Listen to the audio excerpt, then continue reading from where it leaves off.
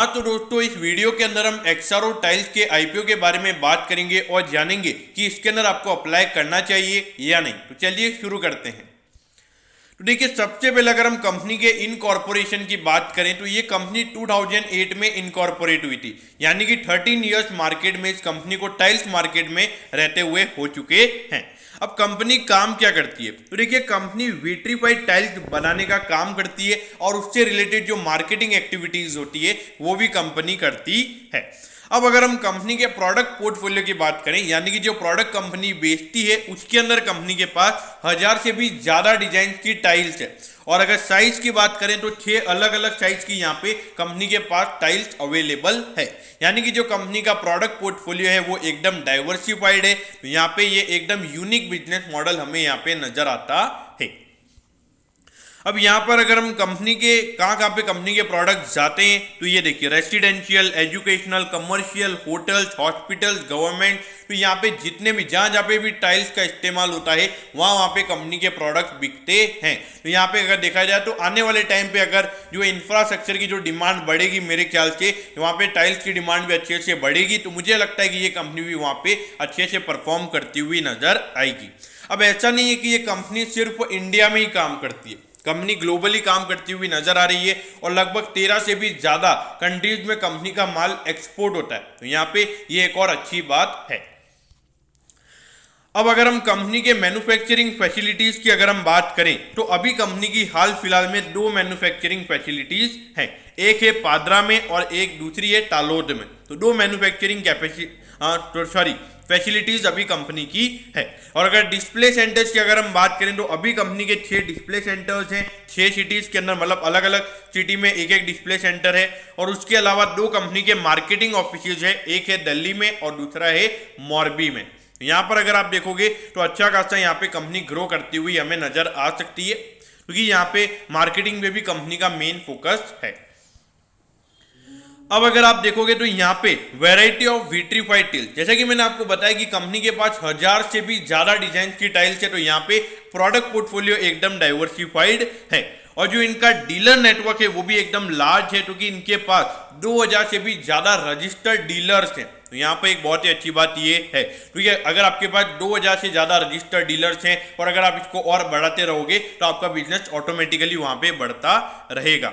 अब ये देखिए, इंडिया में 27 स्टेट्स में तो इनका काम है ही है, उसके अलावा 13 प्लस यानी कि 13 से भी ज्यादा कंट्रीज में इनका माल अभी एक्सपोर्ट होता है। तो यानी कि इंडिया के अलावा 13 कंट्रीज यानी कि 14 कंट्रीज में ये कंपनी अभी कारोबार करती हुई नजर आ रही है। अब अगर यहाँ पे अगर हम बात करें तो वन ऑफ दी सबसे इंडिया का जो सबसे लार्जेस्ट जो विट्रीफाइड टाइल्स का जो मैन्युफैक्चरिंग प्लांट है वो है कंपनी का खुद का। अब यहाँ पे ये कंपनी आईपीओ लेकर क्यों आ रही है, देखिए सबसे पहले जो कंपनी की लाइबिलिटीज है, जो लोन कंपनी ने ले रखा है उसको वहाँ पे कंपनी चुकाएगी। और उसके अलावा जो छोटी मोटी कंपनी की वर्किंग कैपिटल रिक्वायरमेंट्स है उसको यहाँ पे कंपनी फुलफिल करेगी। अब यहाँ पे कंपनी के फाइनेंशियल्स पे नजर डालते हैं तो ये देखिए 221 करोड़ का यहाँ पे कंपनी का रेवेन्यू था, फिर 244, फिर यहाँ पे कांस्टेंट रेवेन्यू रहा। फिर अगर आप देखोगे 9 मंथ का परफॉर्मेंस है, अभी 3 मंथ का परफॉर्मेंस आना बाकी है। तो यहाँ पर अगर आप देखोगे कोविड की वजह से ये रेवेन्यू थोड़ा कम है, बाकी इसमें कोई भी इश्यू नहीं है। अगर आप प्रॉफिटेबिलिटी देखोगे तो प्रॉफिटेबिलिटी यहाँ पे हर साल हमें बढ़ती हुई नजर आ रही है। देखिए ये 10.9 है, लेकिन ये 9 महीने का परफॉर्मेंस है। तो यहाँ पे अगर 2-3 करोड़ का प्रॉफिट और आता है तो वहां पे ये इससे ज्यादा प्रॉफिट हो जाएगा। अब देखिए, अभी कंपनी के हाल फिलहाल में कंपनी का डेट है, तो अगर ये जो कंपनी आईपीओ लेकर आ रही है तो इससे कंपनी का डेट कम हो जाएगा। तो वहां पे क्या होगा कि वो डेट का अगर कंपनी कम होगा, जो इंटरेस्ट पेमेंट कंपनी कम करेगी और वहां पे कंपनी के पास प्रॉफिट ज्यादा बचेगा। तो आने वाले टाइम पे यहाँ पे अच्छे तरीके से प्रॉफिट कंपनी का बढ़ सकता है। अब यहाँ पे कंपनी के आईपीओ के बारे में बात करते हैं तो देखिए 4th कोई आईपीओ खुल जाएगा और 6 अगस्त को आईपीओ क्लोज हो जाएगा और 10 रुपए का यहाँ पे फेस वैल्यू है और 118 से 120 का यहाँ पे प्राइस बैंड है। तो यहाँ पर आप समझ लिए एक शेयर का आपको 120 रुपीज देना है और 125 शेयर्स का यहाँ पे लॉट है। अगर इशू साइज की अगर हम बात करें तो 161 करोड़ का यहाँ पे इशू साइज है, बहुत ही छोटा सा आईपीओ। सिर्फ 161 करोड़ का ये आईपीओ है, इसमें से 134 करोड़ का फ्रेश इश्यू है, यानी कि ये पूरा कंपनी के पास जाएगा और कंपनी अपनी ग्रोथ के लिए ये फंड को यूज करने वाली है। और सिर्फ यहाँ पे 26.86 करोड़ का यहाँ पे ऑफर फॉर सेल है, यानी कि जो प्रमोटर्स हैं उनके पास ये पैसा जाने वाला है। देखिए, जब भी अगर ऑफर फॉर सेल कम होता है और कंपनी अपने ग्रोथ के लिए अगर पैसा मांग रही है, तो वहां पे कंपनी का मेन फोकस ग्रोथ के ऊपर है, ना कि प्रमोटर्स ने देखा कि हमारी कंपनी एक वेल सेटल्ड हो चुकी है तो वहां पे पैसा रेज कर लेते हैं। तो यहाँ पे कंपनी का मेन फोकस ग्रोथ के ऊपर हमें नजर आ रहा है।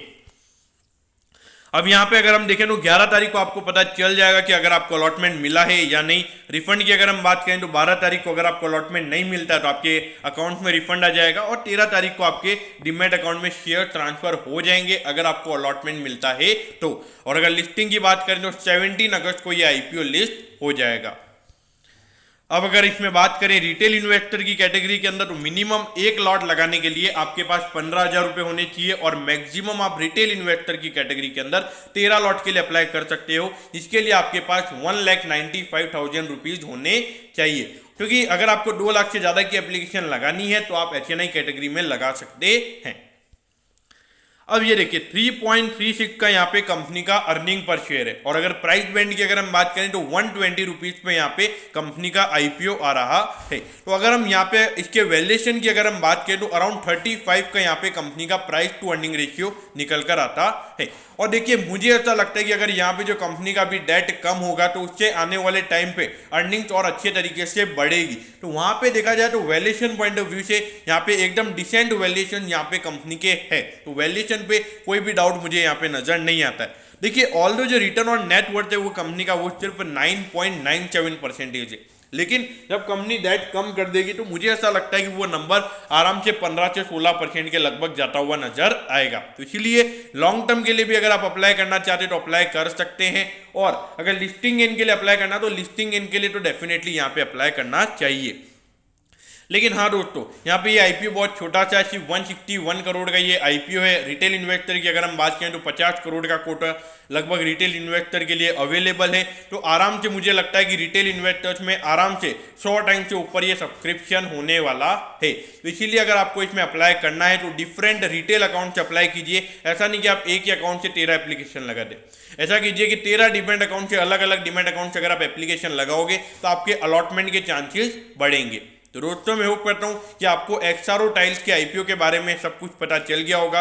अगर आपकी कोई भी क्वेरीज है तो आप कमेंट कीजिए, मैं जरूर आपके कमेंट पर रिप्लाई करूंगा। ओके दोस्तों, thank you, have a nice day.